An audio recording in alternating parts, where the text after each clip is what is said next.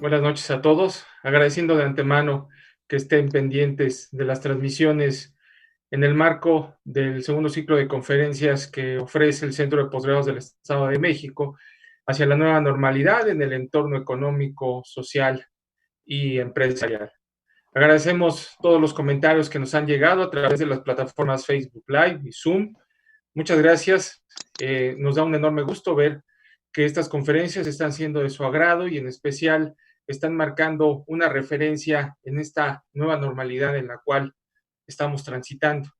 Aún nos hacen falta algunos temas muy específicos, muy especiales, que han sido preparados con toda la intención para que les aporten algo tanto a nuestros alumnos que nos siguen en esta plataforma y también a las personas que se acercan a conocer la manera de pensar del Centro de Posgrados del Estado de México y el cómo trabajamos desde la visión académica. Agradecemos de antemano el seguimiento a estas transmisiones. Y continuando con la estructura preparada para el día de hoy, hoy tenemos el tema primeros auxilios psicológicos para el personal de salud ante el COVID-19 y la maestra encargada de la ponencia el día de hoy es Marlene Xochiquetzal Huerta Medel. Me voy a permitir hacer lectura de su hoja de vida. La maestra Marlene es psicóloga egresada de la UAM Xochimilco, maestra y doctorante en alta dirección por parte del Centro de Posgrados del Estado de México. Tiene una especialidad en tanatología, así como una especialidad en creación de ambientes de aprendizaje. También tiene conocimientos relacionados con la formación y experiencia en primeros auxilios psicológicos ante emergencias y desastres.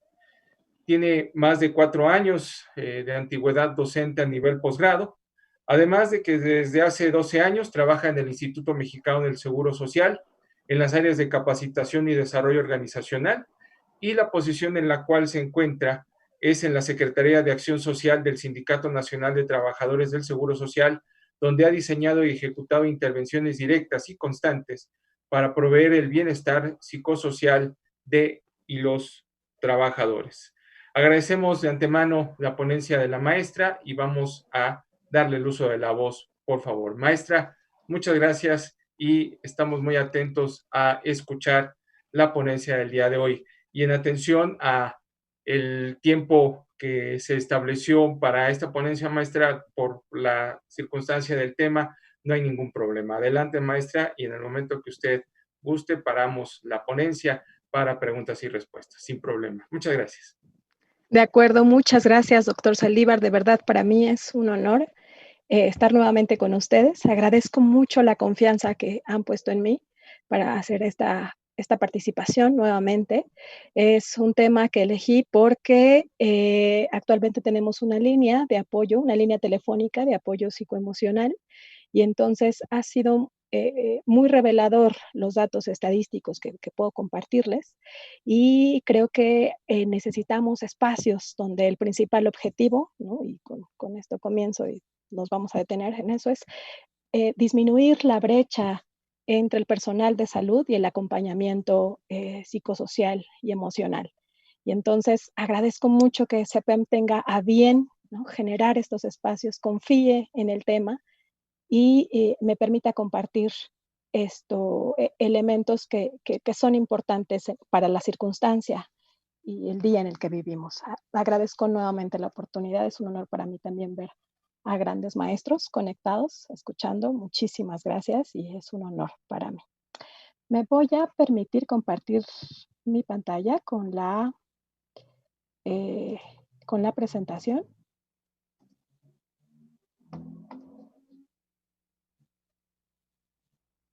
Ahí está. Y sin más preámbulos, voy a cerrar. Okay. Sin más preámbulos, vamos de lleno. Primeros auxilios psicológicos para el personal de salud ante COVID-19. La línea que vamos a seguir es el acompañamiento o la primera atención, o la atención de primer contacto que pueden y deben recibir el personal de salud. Algo que quiero dejar bien claro es de qué personal de salud hablo, de todos las y los trabajadores en el área hospitalaria, en los establecimientos de salud que actualmente hacen frente a esta pandemia por COVID-19. Administrativos, directivos, enfermería, imagenología, inhaloterapeutas, que es un área que desde el primer momento ha estado cercano a personas en tratamiento por COVID, laboratorio, limpieza e higiene, mantenimiento, obviamente el área médica, RPBI, servicios de diagnóstico, servicios generales, unidades de cuidados intensivos, obviamente, bien, y vigilancia. Están en orden alfabético, no es casualidad pues que estén ahí. Tiene que ser un acompañamiento integral para todos los trabajadores del área de salud. Quiero dejar en claro un concepto básico, que será el de crisis, y tomo el concepto del doctor Ibarreche, bien, en todas las publicaciones y la documentación que ha hecho sobre salud mental y duelo en este tipo de circunstancias. Y será el periodo temporal de desorganización e incapacidad para manejar situaciones particulares mientras se utilizan medios cognitivos, conductuales y emocionales que generalmente acostumbran. Es decir, tener contacto con una situación no común, no rutinaria, no normal, pero el término normal lo ponemos entre comillas. Bien, es un momento que irrumpe la realidad o la rutina a la que estamos acostumbrados y tenemos que enfrentarla y tenemos que lograr el equilibrio ante esa situación con los medios que tenemos de manera psíquica, fisiológica y social. ¿De qué va a depender cómo nos enfrentamos a las crisis? ¿De qué va a depender? Bueno, de la gravedad del suceso, de los recursos personales y de las redes de apoyo y contactos sociales. Y esto es el primero, bueno, obviamente, quizás resulte cercano, resulte obvio, ¿no? El impacto que tiene. Va a decir la OMS que hay una división, decíamos, entre desgracia y entre tragedia. Y la diferencia va a ser, además del número de personas, de seres humanos, independientemente del impacto económico, político, cultural, social, pero sobre todo de la cantidad de vidas humanas o de vidas que se ven involucradas, bien entre una y otra. La desgracia ocurrirá cuando existen los recursos de manera social para lidiar con la tragedia, con la situación, y la tragedia es cuando no existen estos recursos y se tiene que hacer o darse ayuda de otros gobiernos, de otras estrategias, de otros planes. Pero las dos tienen una línea bien importante y bien definitiva. Haga lo que se haga en un momento de crisis, la realidad no va a volver a ser como antes. Ya hablamos mucho, ¿no?, sobre duelo la vez pasada, en donde es esta adaptación, esta respuesta con todos también los recursos que se tiene, es esta adaptarse a una realidad novedosa o nueva, en donde hay una pérdida que puede doler y que es intensa dependiendo también de los recursos que se tengan. ¿Recuerdan? Hablábamos de que el duelo puede trascenderse, superarse o solamente aceptarse. Y es un grado de resignificación. Bueno, dejaremos este tema por allí, solamente era reforzarlo, porque hablaremos esta vez exclusivamente a todas las consecuencias en el momento de la crisis. ¿Cómo se puede afrontar? ¿Qué es lo que pasa? Me gustaría mucho contextualizar, y les tengo 2 preguntas guía para esta exposición. ¿Por qué es importante hablar sobre el apoyo emocional a los trabajadores de la salud? Este apoyo de primer contacto hacia ellos. Bien. ¿Y por qué es importante hablar sobre primeros auxilios psicológicos? Esta ponencia será la respuesta a estas dos preguntas. Bien, guía. De nuevo, ¿por qué es importante hablar sobre el apoyo emocional a los trabajadores de la salud? ¿Y por qué es importante hablar sobre primeros auxilios psicológicos? Quiero argumentar la respuesta con evidencia, ¿bien? Y para ello me voy a valer de una investigación valiosísima y me da mucho gusto también nombrarlo, del trabajo de investigación sobre el manejo del estrés del doctor Juan José Sánchez Sosa, que es catedrático e investigador de la Facultad de Psicología de la UNAM, en donde se han dado la tarea junto con también personal muy importante del Instituto Mexicano del Seguro Social, de Psicólogos Sin Fronteras, la doctora Chainé también, que tiene estos programas donde pueden generar esta base de datos impresionantes. Ellos se han dado la tarea de publicar estos estudios, ¿no? En donde hay cifras serias y documentadas sobre el malestar psicológico en el personal de salud, que han sido publicadas por más de 14 países, ¿no? Que es una muestra representativa y además son actuales durante el año 2020.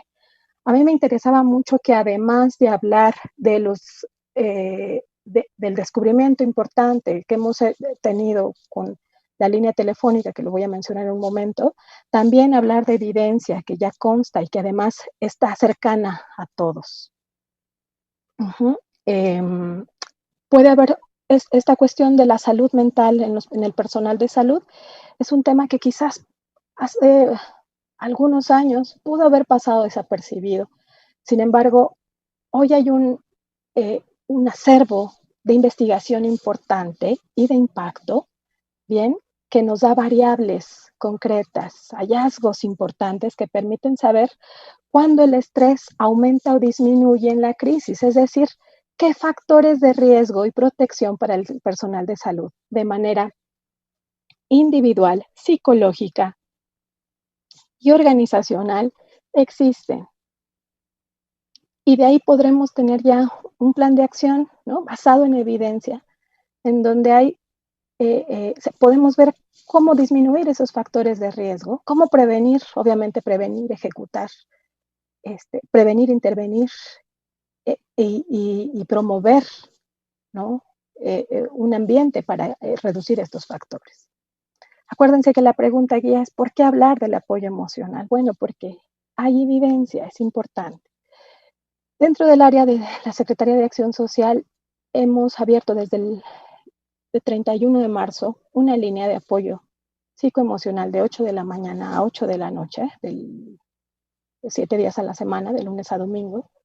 Y bueno, podemos decir que el último mes y medio, al principio recibimos algunas llamadas de población abierta, los primeros 20 días después del 31 de marzo, más o menos. Y a partir de finales de abril hasta hoy, hace unas horas, las llamadas han sido en su totalidad de personal de salud. No solo del Instituto Mexicano del Seguro Social, puedo decir que no, que también hemos recibido de Secretaría de Salud y de ISSSTE. Por compañeros o compañeras que trabajan, ¿no? Tienen contacto con los profesionales de otras instituciones, se van comunicando el número. También nos hemos impactado de ello. Los medios, porque ya es una de las preguntas finales del protocolo de la llamada, es saber cómo se enteraron de la línea, y ellos comentan de manera abierta que son personas que se los han recomendado, sobre todo de persona a persona. Eso no es casualidad, es algo que se llama heurística de la confiabilidad, en donde la acción la antecede a un contacto personal, no un letrero, no una publicación en Facebook o en redes sociales, no necesariamente, sino que alguien te inste de manera personal a llamar. Es mucho más efectiva. Hablaremos entonces, ¿no? Así como tal, heurística de la confiabilidad, o perdón, heurística de la disponibilidad. Bien, son pautas conductuales, desde las teorías económicas conductuales. Hablaremos de ello, pero creo que es importante mencionarlo. El discurso más frecuente en las llamadas, iniciativa del doctor Guadalupe Narváez, ha sido el miedo a infectarse y el miedo a infectar a sus familiares, la sensación de que algo malo puede pasar y la tristeza por la pérdida de sus compañeras, de sus compañeros. Hay mucho más temas, pero en esos también nos hemos enfocado. Y entonces, por eso quería traer estas dos comparativas. En el estudio del doctor Sánchez Sosa podemos dividir los factores de riesgo personal en los factores de riesgo psicológico y en los factores de riesgo organizacional. Y entonces, ¿cuáles son los factores de riesgo personal? Bueno, el aumento en el tiempo de cuarentena, saber que las fechas se han prolongado, bien, saber que no hay una fecha exacta en la cual podamos decir, bueno, ya comienza el periodo de agotamiento, es decir, que se acaba el periodo de alerta, perdón, porque recuerden, lo habíamos hablado en la sesión pasada, las emergencias tienen 3 periodos, el estado de prealerta, el estado de alerta y el estado de alarma. Después vendrá cuando se percibe que el factor de riesgo, que el ambiente de riesgo, que la crisis ha pasado, viene el periodo de agotamiento. Estos 4, ¿no? Puse una diapositiva en ello para no ser repetitiva a la clase pasada, pero lo tenemos así, recuerden, en un momento de emergencia, de acuerdo al modelo que propone el doctor Ibarreche, es prealerta, alerta, alarma y agotamiento.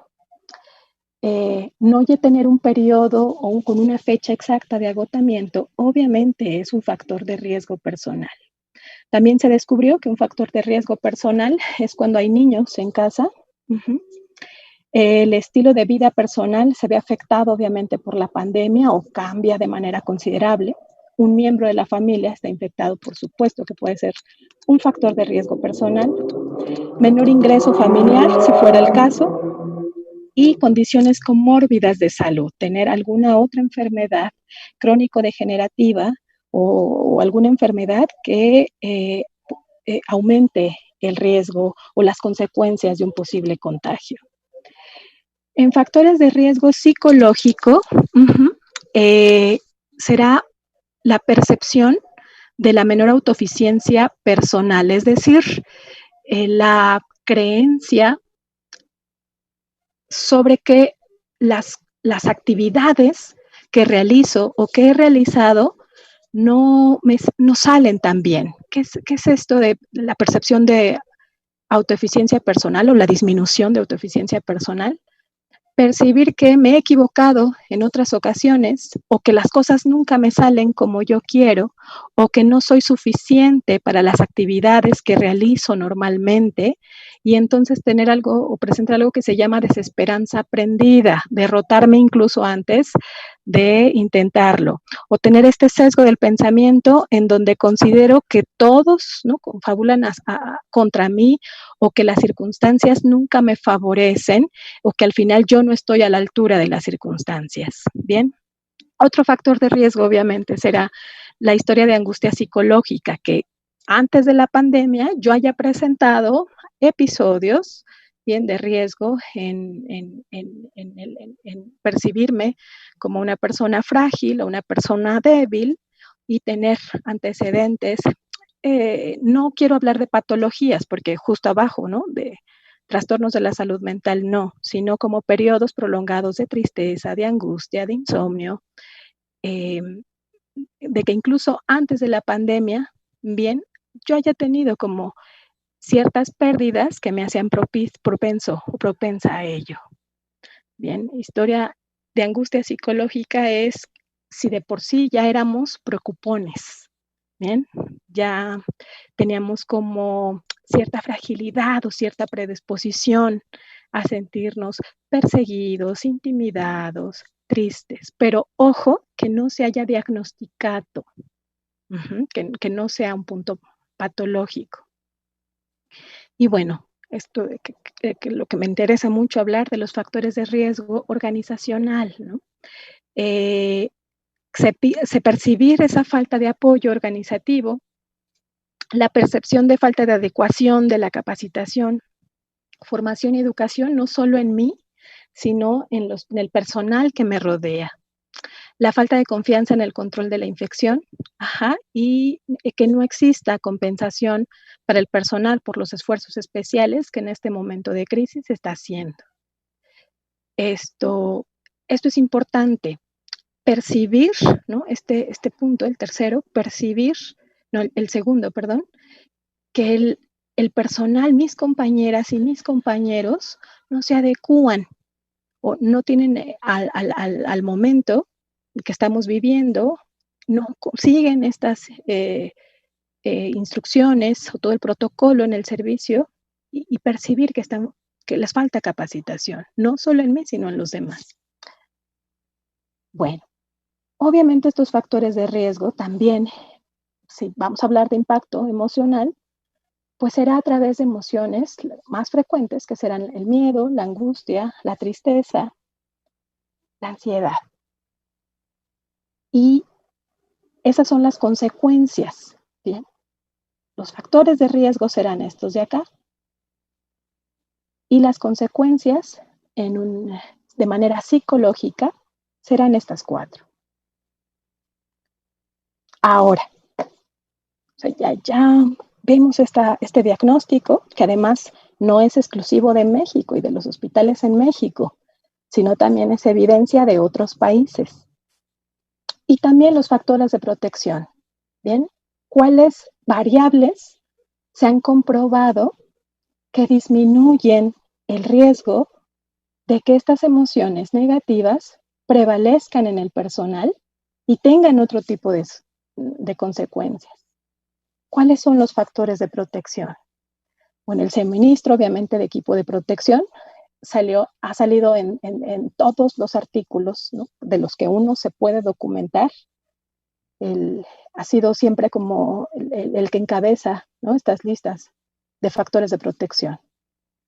Las pausas breves, frecuentes en tareas clínicas.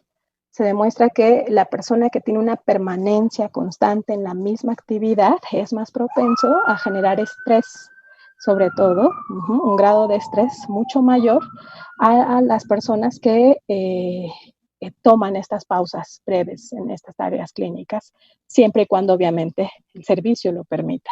Yo lo sé. El tiempo adecuado de separación del trabajo y sobre todo lo que se hace con ese tiempo, en donde, bueno, se pueden tener otro tipo de conversaciones, no solamente de las personas en tratamiento por COVID, de la situación de crisis sanitaria. O sea, el tiempo adecuado de separación del trabajo y las actividades de relajación en ese tiempo de separación. La percepción de estar adecuadamente entrenado y la comunicación clara con el personal. Y el doctor Sánchez Osa hace énfasis en cuando hablamos de comunicación clara, también utiliza el adjetivo amable, la comunicación amable, que en el momento en que se den instrucciones claras y precisas, como en un ambiente hospitalario debe de funcionar, se sea cuidadoso a no llegar al punto de la agresión. El personal no se puede sentir agredido. Elaboración e implementación de protocolos de apoyo para el personal, y estos no los puse aparte porque considero que es hacia la línea en donde vamos. El acceso a intervenciones psicológicas, ojo, adaptadas a las necesidades de cada miembro del personal de salud, porque todos somos distintos, y también a las medidas en que se pueda dentro del área hospitalaria. El sistema de amigos del personal para apoyar las medidas de precaución personal, es decir, las redes de apoyo que de manera natural y espontánea se generan dentro de las áreas de los establecimientos de salud. Es un dato revelador importantísimo y que nos genera todo el sentido. Claro que causa sentido que se perciba que el apoyo está entre los mismos compañeros, porque obviamente hay empatía entre los trabajos que se hacen, porque se generan fenómenos de grupalidad. sí de equipo de trabajo, visto desde la perspectiva organizacional, pero también como grupo desde la perspectiva social. Decíamos que existen supuestos básicos, fantasías que se generan en el grupo y que sostiene, que son, resultan, en este caso, favorables, factores de protección, en donde el compañerismo, y este de aquí, ambiente de apoyo en el trabajo, el compañerismo, relaja las situaciones, equilibra los momentos de estrés y resulta un factor de protección, de funcionamiento psicológico. El ambiente de apoyo en el trabajo, veíamos, y acceso a consejo psicológico, que no va a ser lo mismo que psicoterapia. Va a ser breve y hacia allá vamos con esta ponencia. Y la oportunidad para la reflexión sobre los efectos del estrés, que creo que les decía que quizás podría pasar desapercibido. Sin embargo, hay evidencia en donde podemos comprobar que existan espacios para reflexionar sobre cómo me estoy sintiendo de manera psicosocial y emocional, psicológica, emocional y con las personas que me rodean. Tiene buenos resultados, genera buen impacto a mediano y largo plazo, logra equilibrar, resulta un factor de protección. Y hacia allá va, ¿no? Uno de los más grandes hallazgos es que la comunicación clara y amable cambia la reacción emocional en el personal de salud. O sea, que existan esos factores de protección pueden cambiar la reacción emocional. ¿Y por qué? Vale la pena no obviarlo. Las alternativas que se pueden generar en los pensamientos es de lo que podemos hacer uso para modular las emociones. En el modelo cognitivo-conductual existirán, si bien lo recuerdan de la vez pasada y lo vuelvo a compartir, a partir del modelo de Aaron Beck, una situación que genera un pensamiento, que genera emoción y lo cual como desenlace o como consecuencia genera una conducta. Decíamos que quitar emociones es imposible, disminuir emociones es complicado. Lo que podremos hacer será modelarlas. ¿Cómo modulamos esas emociones? A partir de los pensamientos. El espacio de comunicación y de escucha y de consejo psicológico modifican esos pensamientos. Sirven además de catarsis, de un espacio de reflexión para detectar qué tipo de estrés o qué clase de estrés o qué clase de emociones existen en mí. Es decir, los recursos cognitivos, emocionales y fisiológicos con los que nos enfrentamos a la crisis se fortalecen a partir de que el grupo interviene, de que algún especialista interviene o de que existe un espacio, bien, para que el personal de salud perciba que es natural que esté sintiendo esas emociones, que no está solo, que se acompañe, que hay una autoridad que percibe que puede tener algún riesgo y que le importa, que le preocupa. En esta sensación de crisis, en donde uno duda de manera inconsciente si tiene los recursos para enfrentarse, el hecho de percibir que hay una sociedad que acompaña, bien, indudablemente a la mayoría, no estoy diciendo que a todos, a la mayoría, lo hará un poco más fuerte. Se generará esa red de apoyo. Bien, ahora,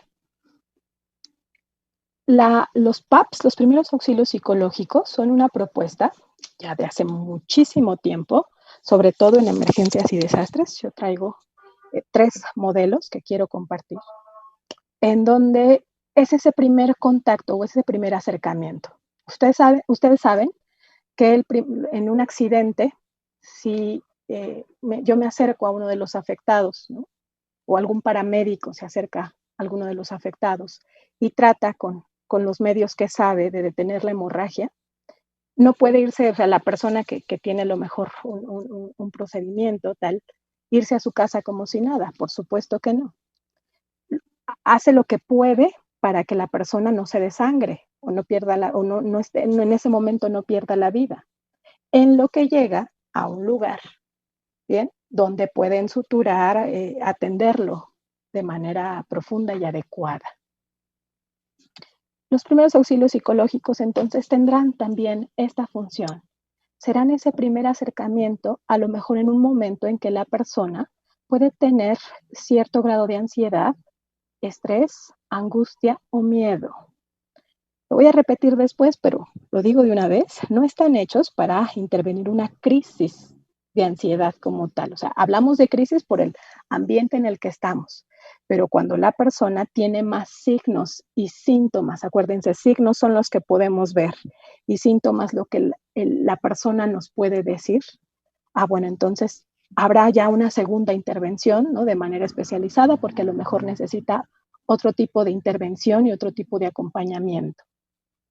Pero si la persona está consciente y sobre todo está dispuesta a hablarlo y lo necesita en ese momento, después de, ¿no?, tener pensamientos recurrentes de ansiedad, de estrés, sobre todo de estrés y de angustia, a lo mejor ese primer acercamiento o ese primer acompañamiento, ¿no?, se tratará de reducir. Esto es una línea, una premisa, una máxima que tienen todas las líneas de ayuda.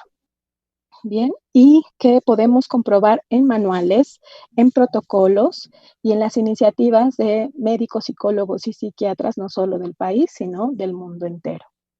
Este primer contacto o este primer acompañamiento tiene distintas líneas y las vamos a revisar. No son justamente una terapia, están lejos de ser una terapia que tendrá continuidad. Bien, al final los PAPs no son terapia, sin embargo, tienen efectos terapéuticos, en donde hay varias ventajas que se pueden alcanzar. Una de ellas, como lo decíamos, incrementar un factor de protección del funcionamiento psicológico, porque permite generar un ambiente de apoyo en el trabajo cuando se sabe que hay un área, ¿no?, hacia eso, la oportunidad, el acceso a un consejo psicológico o la canalización a psicoterapia y la oportunidad para la reflexión sobre los efectos del estrés. Este momento de escucha en donde puedo hacer esta reflexión. ¿Qué son los PAPs entonces si lo tenemos que conceptualizar? Son acciones específicas para generar un espacio de contención emocional de primer contacto, que ante la angustia o el estrés promueven el funcionamiento adaptativo y las habilidades de afrontamiento. ¿Qué son habilidades de afrontamiento? Bien, para tener como que este concepto un poco más claro. Son las respuestas de pensamiento, es decir, cognitivas, emocionales y de conducta de nuestros actos, de las que nos valemos para, ojo, tolerar o reducir o manejar los conflictos que surjan entre el proceso psíquico, entre lo que estoy pensando, sintiendo y decidiendo, y el ambiente a lo mejor que resulta hostil o que resulta de riesgo, que resulta, ¿no?, cuando vivimos una emergencia, cuando la ruptura de la rutina, ¿no?, se nos acerca y a lo mejor creemos uno de los mayores miedos del ser humano, que es que nuestra vida esté en peligro. Y entonces, ¿qué serán los PAPs? Esas acciones específicas para generar un espacio de contención en donde tanto el personal de salud como quien los imparte, ¿no?, se encuentre a salvo, es decir, que su vida no esté en riesgo, que no sea un ambiente, en este caso de infección o donde se perciba este ambiente de cordialidad, ¿no?, y de cercanía, para que surjan estos fenómenos posteriormente de contención. ¿Qué directrices, no, hay para promover o proveer estos primeros auxilios psicológicos? Bueno, ya en cuanto a técnica, nos vamos con la que propone la asociación, ¿no?, de estrés postraumático y también las acciones básicas de la psychiatric training, pero vamos por partes. ¿Qué se necesitan ahora sí, además de tener este espacio, obviamente, donde se salvaguarde la integridad física, sobre todo, y para dirigirse a la integridad emocional y psicosocial? Bueno, lo primero será establecer contacto, solo después de haber observado esta situación a la persona, en el caso de los trabajadores de salud o algún familiar, después de haber determinado que el contacto no es intrusivo o perjudicial, alguna la interrupción. Si la persona está dispuesta a ese acercamiento. En este caso, se ha visto, a diferencia, por ejemplo, del sismo del pasado 2017, bien, que mucho del personal últimamente se acerca. También eso ha sido gracias a la enorme difusión. Bien, a lo mejor todavía falta, pero sin embargo, no ha sido poco la importancia a la salud mental. También esté preparado para el personal de salud, ¿no? Bueno, cuando uno imparte, saber que el personal de salud puede que rechace, bien, o exceda en su necesidad de contacto. Por el contrario, lo busque mucho más, ¿no? Con mucho más ahínco. Hablar con calma, obviamente, tener paciencia, ser receptivo y sensitivo a las necesidades de este personal, con una escucha sin deseo y sin juicio. Me refiero, como a palabras de Wilfred Bion, a no anteponer lo que yo creo de su salud, lo que yo considero que deberían estar haciendo las personas. Uno de los discursos más comunes con la línea de ayuda, y es interesantísimo que una cantidad importante de personas lo ha mencionado, es que se sienten muy bien hablando a la línea, porque es la primera vez que no se sienten juzgados. Es un dato importantísimo de investigación en cuanto a las personas que han sido médicos y médicas también que se encuentran en el área hospitalaria, es que hay pena por asumirse con angustia o con miedo, que les gusta que sea anónimo porque así no saben, ¿no?, quién está del otro lado en un momento por el efecto de la llamada. Sin embargo, también hay indicios que nos hacen ver que la cercanía, no importa que sea en persona, también ayuda. Lo comento porque bueno, entonces tienen que ser por teléfono y de manera anónima. No necesariamente, porque los primeros auxilios psicológicos también importa, ¿no?, en el momento de la presencia, de que se perciba otro ser humano. Bueno, hablar lentamente en términos concretos y simples, no porque uno asuma que la otra persona tiene como cierta instrucción y cierta formación clínica, no importa su categoría, en aloterapeutas, radiólogos, no importa su categoría, bueno, uno asume que puede hablar en términos clínicos. Lo mejor será generar esta escucha activa y hablar de manera común. Si el personal de salud quiere hablar, esté preparado para escuchar. Cuando esté escuchando, ponga toda su atención en lo que quiere contar. Será mucho, mucho más importante generar un espacio de escucha activa, incluso generarlo, me refiero a proponerlo, a procurarlo, a hacer más preguntas que consejos en una primera fase. Hablaremos de eso más adelante. Reconocer las características positivas de aquello que el personal de salud ha hecho para mantenerse seguros, porque justo así se interviene hacia este factor de autoeficiencia personal. Los PAPs proponen o tienen la intención de que la persona que los está tomando se repiense a sí misma, porque eso es un espacio para repensarse, lo suficientemente fuerte, bien, para lidiar con la situación. Se promueven o se proponen técnicas de autocontrol o de autoeficiencia, bien, personal, percibida. Y entonces uno trata de detectar por medio de la escucha cuáles son las acciones que el personal ha hecho a su favor y entonces los pone en la conversación para que la persona lo perciba. Ujú. Cuando hablamos de los pasos de primeros auxilios psicológicos, los voy a mencionar de nuevo de manera resumida. Frente a pantalla lo pueden ver. Será escuchar y comunicar, identificar las necesidades y preocupaciones. Bien, será importantísimo saber cuáles son a lo mejor las creencias y también las situaciones con evidencia, porque entonces ahí es justo a donde vamos a tratar de generar pensamientos alternos para saber, ¿no?, la diferencia entre estas posibilidades de contagio y las probabilidades y reducir esas probabilidades y que la persona perciba todo lo que está haciendo. Ojo, aquí hago un paréntesis importante.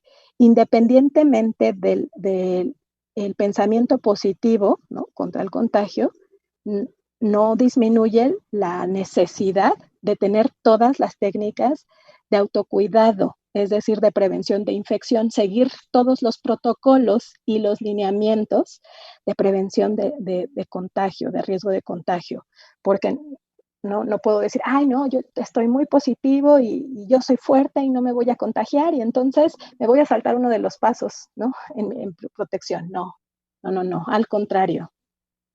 Puedo con esta situación y tan puedo con esta situación que voy a seguir los lineamientos, ¿no? Tal cual lo establece la institución para cuidarme a mí y evitar este riesgo. Bueno, analizar posibles soluciones, no de la pandemia que no está en nuestro control, sino de cómo lo podemos enfrentar, ¿no? Acciones concretas para tratar con la crisis, si en el momento de crisis o solamente con este episodio de angustia, y dar seguimiento al proceso. Es decir, el paso, ¿no?, fundamental, importante, igual que todos, si es necesario, canalizar a las personas para dar continuidad a este acompañamiento psicosocial, bien, y si es necesario, evitar, ¿no?, en la medida de lo posible, los riesgos para enfermedades futuras.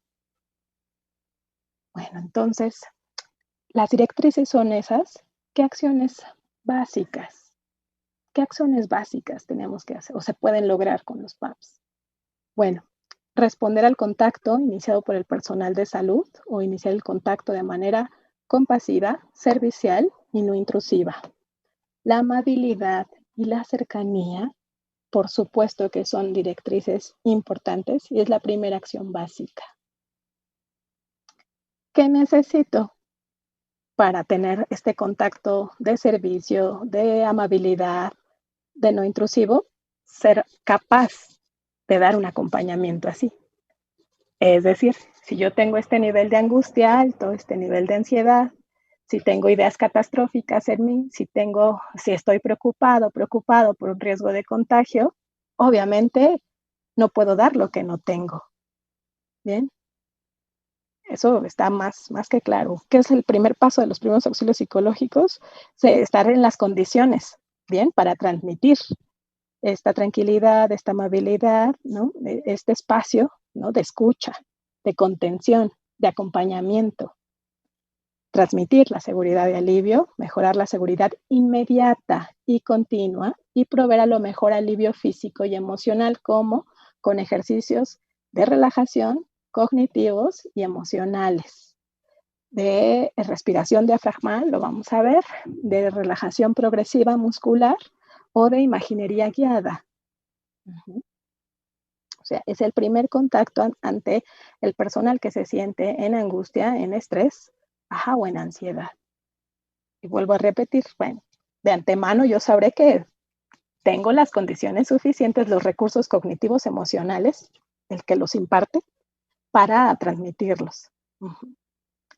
Recopilación de información. ¿Cuáles son las necesidades y las preocupaciones? Bien, identificar necesidades, preocupaciones, recoger información adicional, incluso que me permita adaptar intervenciones de los primeros auxilios psicológicos a estas necesidades, es decir, el segundo acompañamiento que a lo mejor se pueda dar o a otras personas, ¿no? Saber que a lo mejor predomina. La conexión con apoyos sociales, que también será muy importante tener un directorio de canalización o también un lineamiento y un protocolo de canalización, ya sea con el servicio médico de los hospitales, ¿no? A favor de los trabajadores, ¿bien? O con la red de apoyo institucional que en el momento acontece en todos los países para la canalización adecuada de los profesionales de la salud o de los profesionales de la ayuda, diría doctor Gadi Sabiki. Todos, todo el personal. El método de la Emergency Psychiatric Training, que también que he tenido oportunidad de formarme, ¿no? Con el doctor Molina López, para recordarlo, así como un recurso mnemotécnico, será observar, escuchar, enlazar. Entonces, ¿cuál es el modelo? Observo la situación, ¿no? Me acerco si lo considero necesario, cuando la persona, ¿no?, esté en esta condición, escuchar con esa apertura, sin juzgar, tratando de detectar necesidades, y enlazo, es decir, acerco, reduzco esa brecha entre el personal de salud y el acompañamiento psicosocial y emocional. Estos acuerdos asertivos, ¿no?, en esta acción de compartir presencia o en línea, bueno, si es a distancia, obviamente no se podrá con la mirada, o quizás si sea por videollamada, pero que el otro detecte que estás ahí solamente para escucharlo, que no es el tiempo que te sobra o que tú estás haciendo otra cosa, no, es una certeza de acompañamiento. Una de las técnicas es decir el nombre cuando te diriges, ¿no?, a esa persona. Nadie se resiste a la dulce melodía de su nombre, aunque no te guste, aunque se llame Xochiquetzal, bueno, sí me gusta, ¿no?, mi nombre, pero es un protocolo incluso de acompañamiento, ¿no?, esa cercanía a través del nombre. Los ojos y el formato de comunicación lo permite.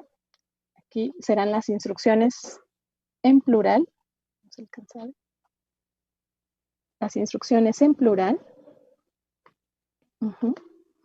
En un momento dado, si la persona está desbordada o embotada en ese momento, de angustia, no, las instrucciones que puedas dar debes evitar que se vean como imperativas. Y entonces por eso hablamos en plural, ¿no? ¿Les ha pasado que ustedes están muy, muy enojados y alguien les dice, ya cálmate o ya cállate? Bueno, nos enojamos mucho más porque nos están dando una instrucción ante un momento a lo mejor en donde nos sentimos vulnerables. Y las instrucciones en plural, ¿no?, involucra a los dos en esa discusión o en esa cercanía o en ese acompañamiento. Bueno, en el caso de PAPS, evitar obviamente que sea una discusión. Si es una discusión, no están siendo primeros auxilios psicológicos, pero a lo mejor con esta amabilidad involucrarme también. Vamos a calmarnos, vamos a escucharnos, ¿bien? Porque a lo mejor, porque tenemos cosas importantes que decir. Vamos a irnos a un lugar en donde podamos estar más cómodos, los dos. Es involucrarme en este momento de angustia, de estrés, de ansiedad. O sea, somos parte de la red de apoyo. ¿Bien? Es que el otro también te permita entrar a ese encuadre, ¿bien?, donde se busca equilibrio. Las preguntas asertivas siempre va a ser mucho más fértil, sobre todo que existan preguntas en lugar de consejos o sea, todo el tiempo, ¿no?, que se generen de manera repetitiva. Lo que buscas también es información, es que el otro elabore a través de su discurso lo que está pensando y lo que está sintiendo. Le ponga nombres y apellidos para que deje de hacer ansiedad, ¿bien?, y se ubique mucho más fácil la idea que le está generando esas emociones negativas. Las preguntas asertivas, ¿no?, pueden generar también que el que habla detecte, ¿no? ¿En dónde están las soluciones? Porque las soluciones vienen en primera persona, vienen de ella y vienen de él. Es muy común que en la clínica te diga el paciente, tú resuélvelo, a veces, ¿no? Pero no quiero que me hagas preguntas y menos que hablemos del pasado o de cosas así, o de lo que yo estoy haciendo, ¿no? De manera repetitiva. Quiero que las respuestas vengan de ti y soluciones este problema. No será así, jamás, jamás, nunca, ¿no? El hecho de que quieras que alguien resuelva las cosas por ti ya dice mucho, pero en PAPS, ¿no? La intervención o la cercanía tendrá un lugar especial para las preguntas.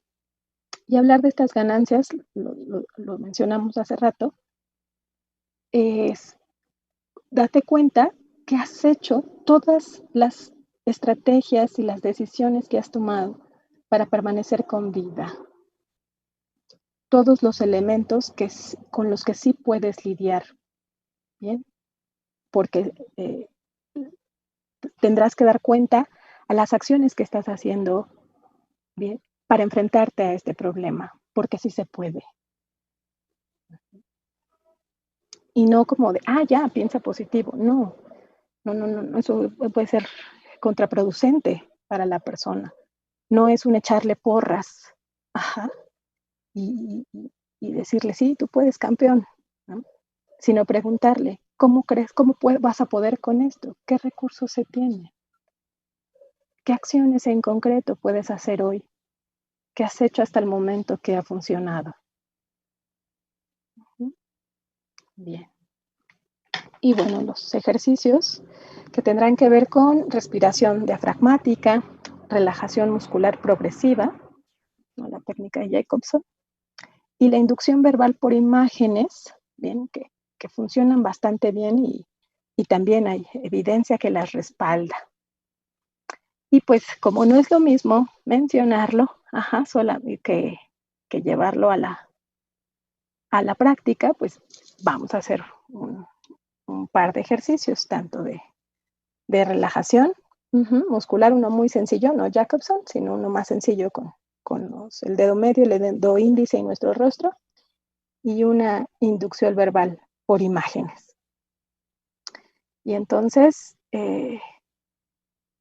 pues si me permiten, ya que estamos aquí, y también para eso están este tipo de espacios que propone CEPEM, que tiene a bien proponer a CEPEM, pues vamos a hacer estos ejercicios. Me voy a permitir cerrar la pantalla para que, más bien cerrar la presentación.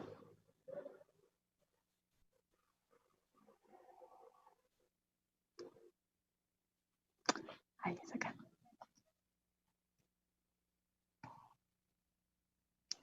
Muy bien.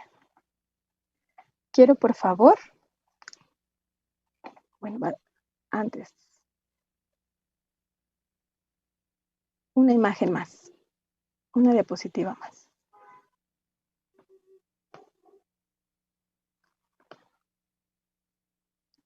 Los ejercicios que también podemos sugerir al momento de tratar de regular, ¿no? De equilibrar las emociones del personal, tendrán que ver con respiración. La respiración diafragmática. Y la idea será que el aire, como ustedes saben, no llegue a los pulmones solamente, se infle el pecho, sino llegue a diafragma, ¿no? Infle la pancita, y en el momento en que salga el aire, ¿no? Después que tomamos, bueno, relaje el cuerpo completo. La técnica de respiración puede ser esta de 4, 7, 8. Serán 3 pasos. Inhalar por la nariz, retener o aguantar la respiración inhalar por 4 segundos despacito, retener la respiración durante 7 segundos, y exhalar el aire que llega hasta diafragma, que llega hasta nuestra pancita, durante 8 segundos. Es mucho tiempo. Bueno, a lo mejor es más tiempo del que estamos acostumbrados en un momento dado respirar, pero ahí está el secreto, ahí está la magia. Ahí está el paso importante, que los pulmones, bien, se queden sin este aire. Ok, entonces vamos a respirar en 4 segundos, por favor, por la nariz. Yo voy a contar despacio. 1, 2, 3, 4. Retenemos el aire. 2, 3, 4. Sacamos por la boca. 2, 3, 4, 5, 6, 7, 8. Quizás se nos acabó el aire antes de que yo llegara al 8 y es natural. Vamos a intentarlo una vez más. Respiramos por la nariz. 1, 2, 3, 4. Despacito. Retenemos el aire. 2, 3, 4, 5, 6, 7. Sacamos el aire. Despacito, por favor. 2, 3, 4, 5, 6, 7, 8. Bien. Acuérdense que hay que respirar por la nariz muy despacito para no hiperventilarnos. Tratar de que el aire no llegue a los pulmones, sino baje a diafragma. Y tratar de soltar el aire poco a poquito. Incluso, podemos realizar un sonido en el momento en que soltamos el aire. Una vez más. Respiramos. 1, 2, 3, 4. Retenemos el aire. 2, 3, 4, 5, 6, 7. Sacamos el aire por la boca. 3, 4, 5, 6, 7, 8. Muy bien. Vamos a hacer un ejercicio antiestrés muscular, que es muy sencillo. Ahora sí.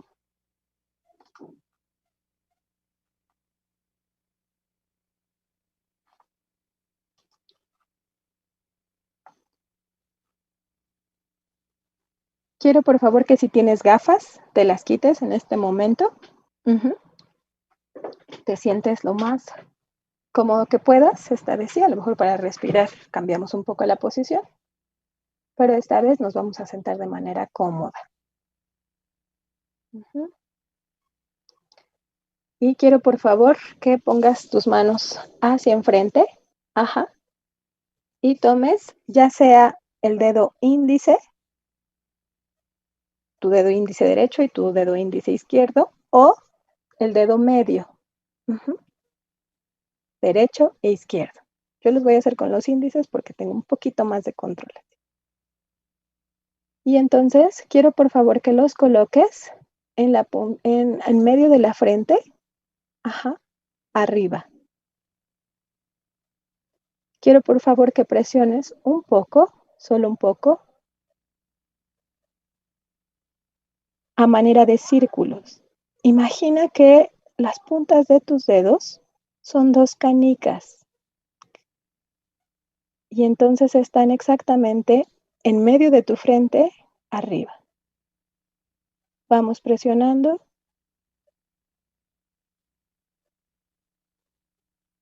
Y los 2 dedos van separándose. Uno por el lado derecho y otro por el lado izquierdo. Si puedes, en este momento, cierra tus ojitos. Los dedos van bajando por la frente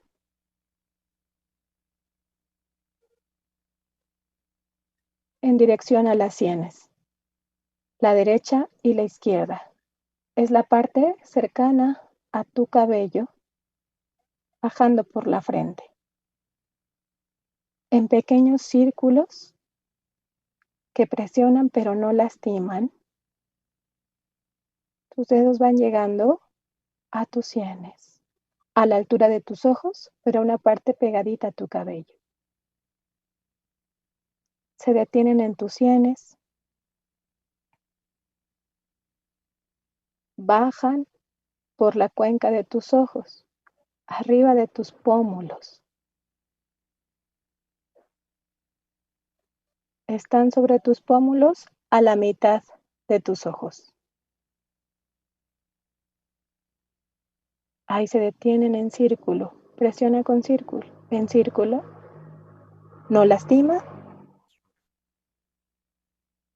pero se siente un poquito la presión. Ahora se van acercando a tu nariz y con mucho cuidado suben hasta el lagrimal y presionan tu nariz al inicio, casi junto a la frente.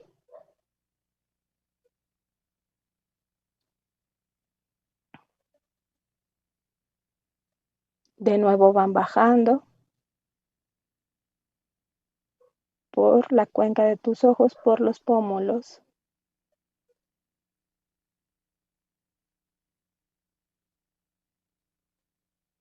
Y se acercan nuevamente a tus sienes.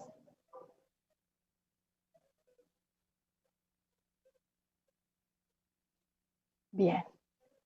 Ahora de tus sienes van bajando por tus mejillas, por el contorno de tu rostro.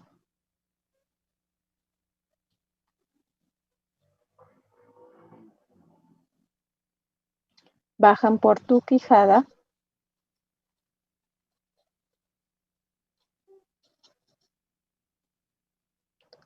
hasta acercarse a tu barbilla.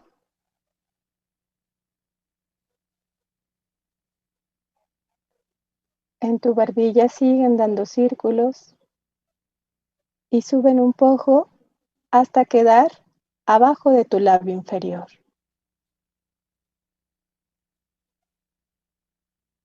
Ahí presiona.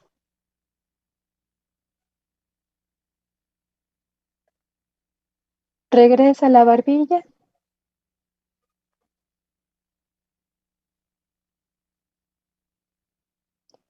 Y ya, sin dar círculos, sino pequeños toques, baja por tu cuello, por la tráquea, sin círculos fuerte porque ahí no hay huesito y te puedes lastimar. Baja de nuevo a la altura de tus clavículas y masajea las clavículas.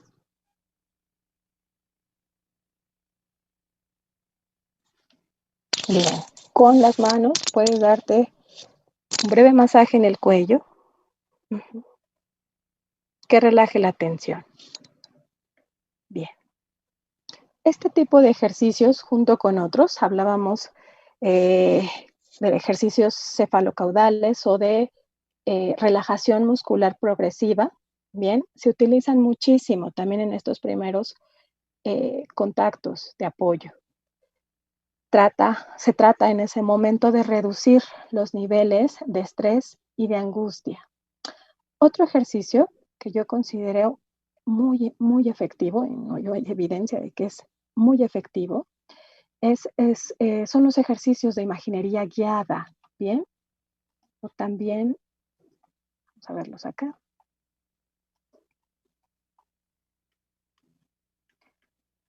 De técnica de inducción verbal por imágenes o de imágenes. En un momento, las emociones son difíciles de describir en sensación y a la persona que en ese momento se encuentra con niveles de angustia o de estrés elevados, se le hará mucho más fácil imaginar un símil en su cuerpo sobre lo que está sintiendo. Es decir, la pregunta que yo hago a las personas es que identifiquen en dónde se siente el malestar. Por lo general y casi siempre es un dolor en el pecho, es un dolor en el estómago o son hormigueos en las manos. Y entonces la técnica de inducción verbal de imágenes es pedirle a la persona que imagine qué es lo que produce ese dolor o esa opresión. Que imagine algo físico, que él pueda ver dentro como imagen.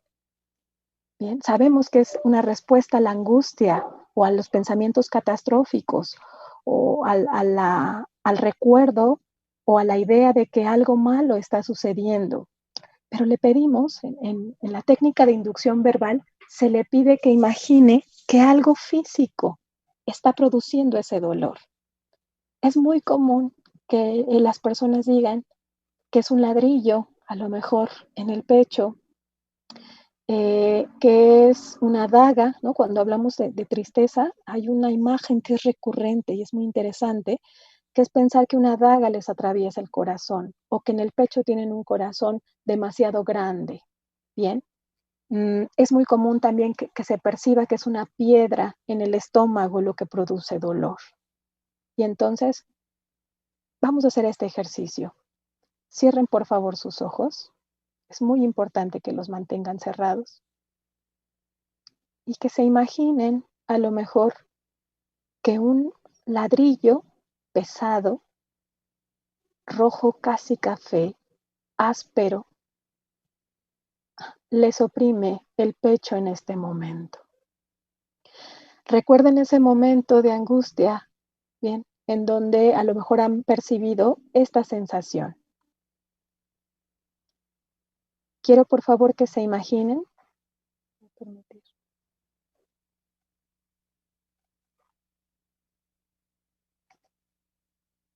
esta sensación de este pecho, de este ladrillo rojo, casi café, áspero, de un material de concreto sobre el pecho. Cuando la persona está en crisis, se le piden todos los detalles posibles. ¿Cómo es este ladrillo? ¿De qué color es? ¿Qué dimensiones tiene? Exactamente en qué parte de tu pecho está. Se necesita que la persona imagine con todos los recursos, bien, esta instrucción verbal. Ahora le pides por favor que este ladrillo pesado, color rojo casi café, vaya cambiando de color. Imagina que ya no es ese rojo café tan intenso, sino que se va degradando poco a poco. Ahora es de un color más sutil, un poco más naranja. Va cambiando de color. Ya no es rojo intenso, ahora es un poco más naranja hasta volverse color rosa, color salmón.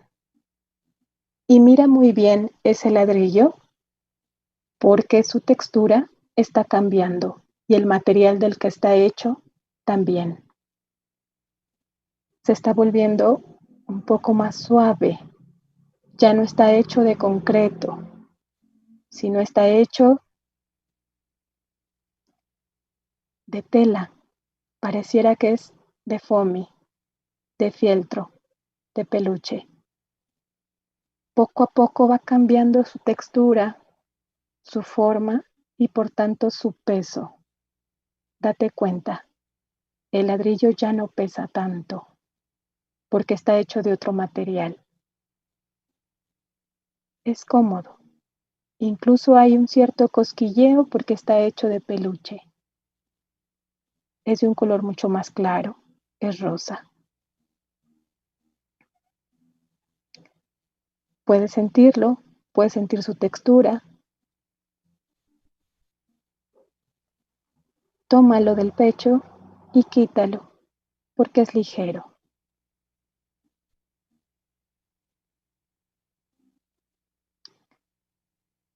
Bien.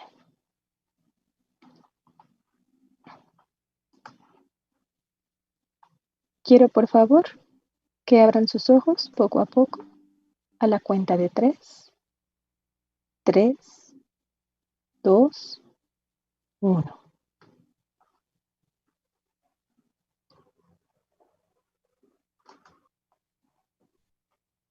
Bien.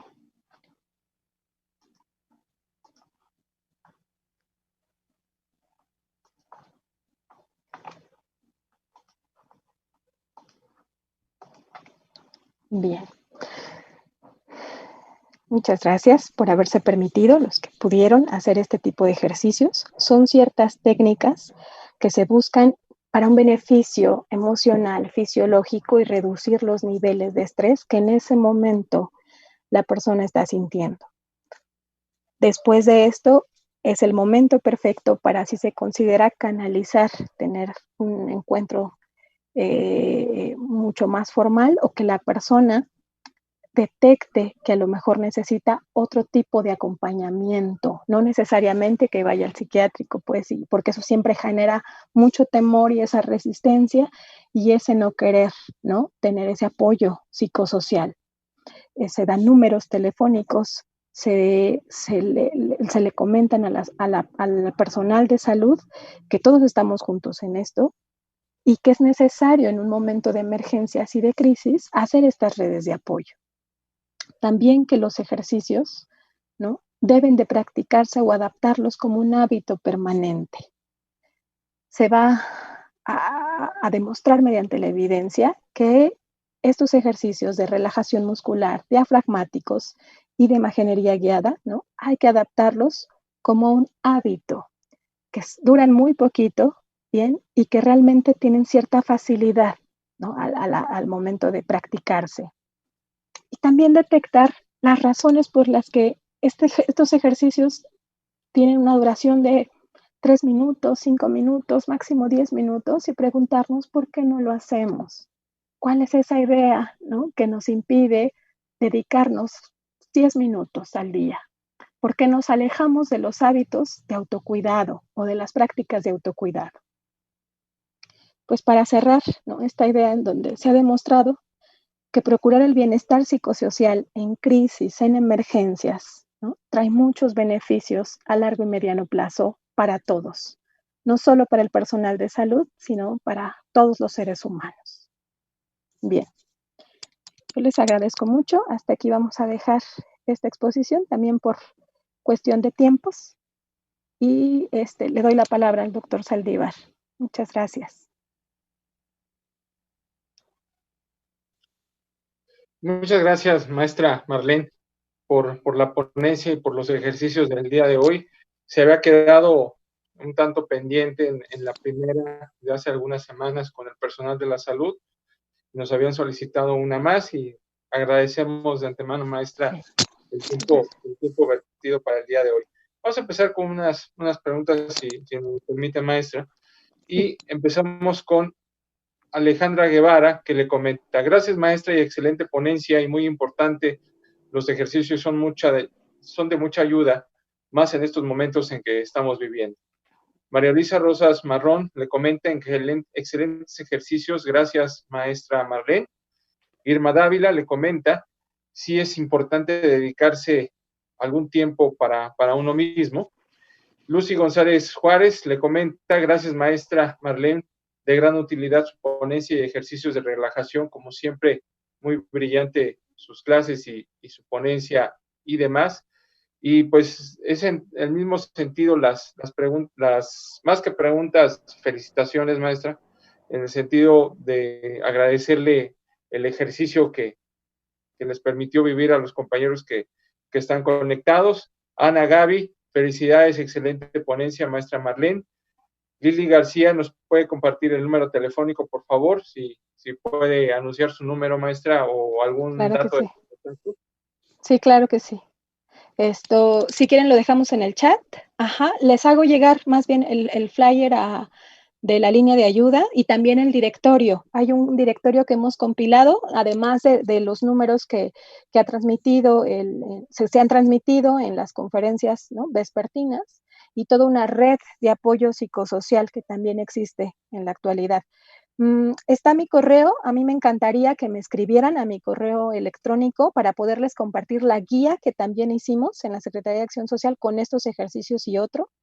La guía con más de 20 ejercicios de relajación muscular progresiva y de imaginería también. La guía de duelo también y el directorio. Creo que les dejo mi correo y con todo gusto les puedo compartir todo este material y la investigación o los artículos, ¿no?, en inglés. A lo mejor si queremos también documentarnos, ¿no?, de una manera más formal, no solamente con los ejercicios, sino con los artículos, también se los puedo compartir. Están en línea, están en red, obviamente, y a mayores con un mayor marco de referencia, pues obviamente hay una mayor interpretación de lo que nos sucede, de lo que nos acontece. Puedo generar más pensamientos alternativos a partir de que comprendo qué está pasando a mi alrededor.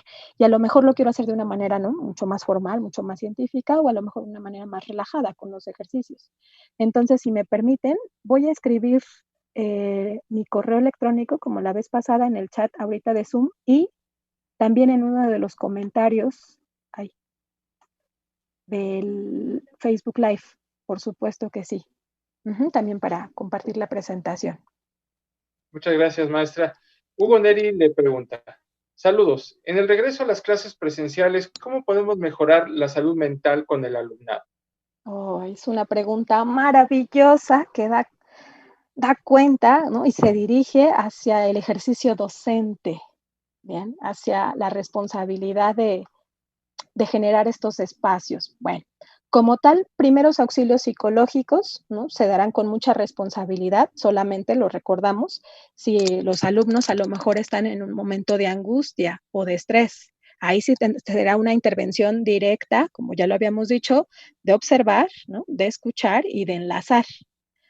Pero yo esa pregunta la entiendo como, ¿cuál es mi lugar como docente? A lo mejor, ¿cuál es mi lugar como directivo dentro de una escuela para generar estos espacios sanos?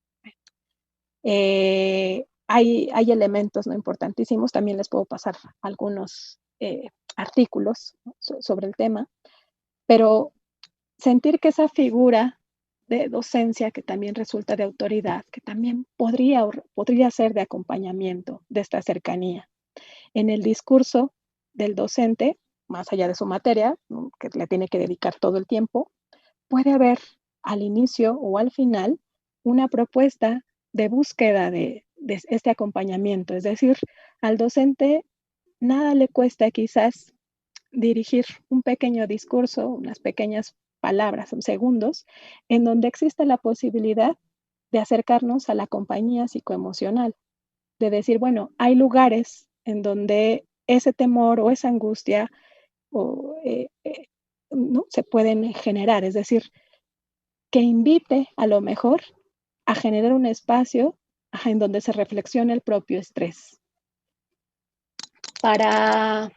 Bueno, estos serían como temas más de educación que también son muy interesantes, ¿no?, en donde hay distintos momentos o distintas fases para generar un ambiente de aprendizaje. Bueno, hay una fase que se llama ambientación, donde hay un proceso de confianza. Ese es el primer encuentro entre el docente y los alumnos. Y al final habrá otro momento que se llama sentido, significado, metacognición y transferencia, donde se ha demostrado que el alumno recuerda esa última frase de impacto, ese último tema, ese último ejercicio.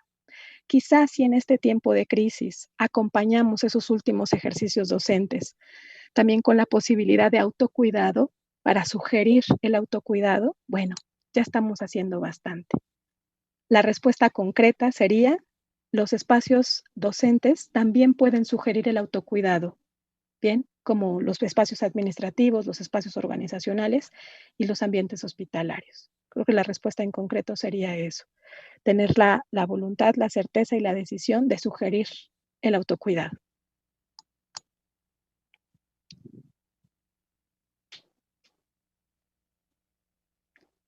Y ya. Muchas gracias, maestra. Siguen llegando las felicitaciones. Berta Cruz le comenta, muchas gracias porque los ejercicios le fueron de gran utilidad.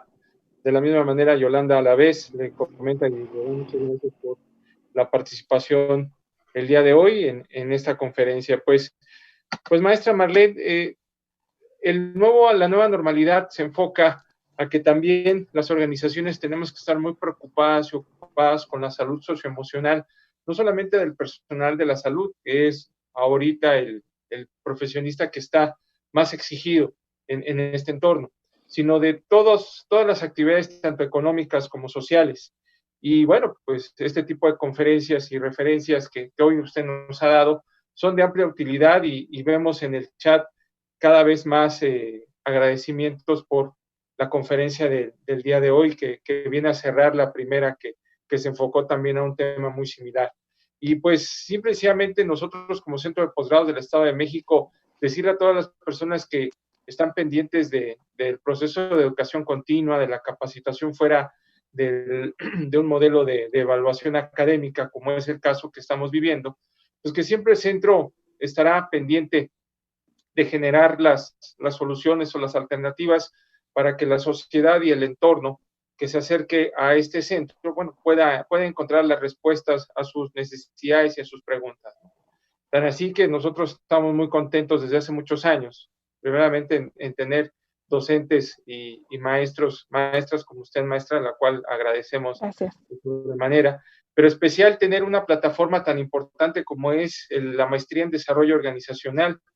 Para muchos hace algunos años no era trascendente ni importante, ni estaba dentro de su radar de vida estudiar esta maestría, pero hoy vemos que cada vez vamos a requerir mayores expertos, mayores recursos humanos formados en este entorno, no solamente desde la perspectiva socioemocional, sino también la organización vista desde una estructura de patrones de comportamiento, ya no solamente del simple indicador financiero de costos, sino que también tenemos que ver qué está pasando con los individuos que integran la organización. Y estos ejercicios nos son de gran utilidad y también los invitamos a que se acerquen insisto, a la maestría en desarrollo organizacional, porque tiene una estructura muy, muy sólida en todos estos temas, lo cual agradecemos también porque los docentes le dan una mayor vida y una mayor trascendencia al programa académico. Pues no quisiéramos retirarnos, maestra, sin algún comentario final que usted nos quiera hacer, por favor. Claro, muchas gracias, doctor Saldívar. Lo que menciona es tan real porque con la oportunidad enorme que tengo de conocer a los grupos en la maestría de desarrollo organizacional y de alta dirección, estas dudas surgen a lo largo de los temas, cuando se revisa el temario completo. Y entonces es un gran reto y una enorme innovación promover estas técnicas de autocuidado dentro, ¿no?, de la solución de conflictos, de todas las estrategias que se pueden generar para mejorar y acompañar a nuestro capital intelectual y volverlo talento humano. Es decir, la mirada que se puede haber desde el autocuidado y desde la promoción del bienestar psicosocial, como dice, es un tema de agenda y es un tema que se trata con mucho más profundidad y con mucho más detalle en esta formación de los posgrados del Centro de Posgrados del Estado de México. Y además vale mucho, ¿no?, la experiencia de también estar en operativo, de saber bien cuáles son las realidades, ¿no?, de primera mano, además de todo lo que se investiga. Entonces, se generan no problemas, sino problematizaciones que como ende, ¿no?, además de las matrices, de todos los diagnósticos, pues las posibilidades de resolverlo y las posibilidades de ser sujeto de transformación social, ¿no? Entonces, le agradezco muchísimo que lo mencione y con esto me despido. Muchas gracias. Muchas gracias, maestra Marlene Huerta, por la participación del día de hoy. Estamos muy agradecidos con que usted nos haya brindado parte de su tiempo de vida para llevar vida a otros. Maestra, muchas gracias. Se lo agradecemos con lo más profundo del corazón como institución académica y estamos eternamente agradecidos con usted. Muchas gracias, maestra. Pues no queda más que agradecerles a todos los que estuvieron conectados a través de la plataforma Zoom y a través de la plataforma Facebook. Muchas gracias. Tenemos una cita el día de mañana. Continuamos con nuestro ciclo de conferencias hacia la nueva normalidad en el entorno social, económico y empresarial. Muchas gracias y a nombre del doctor Luis Lauro Calzado Rodríguez, el doctor Juan Bosco Villaseñor Córdoba, rector y vicerrector del Centro de Posgrados del Estado de México, así como del doctor Rafael Castello Raful, asesor de rectoría. Los saluda Jorge Saldívar Vázquez, director general. Muchas gracias, buenas noches y hasta el día de mañana.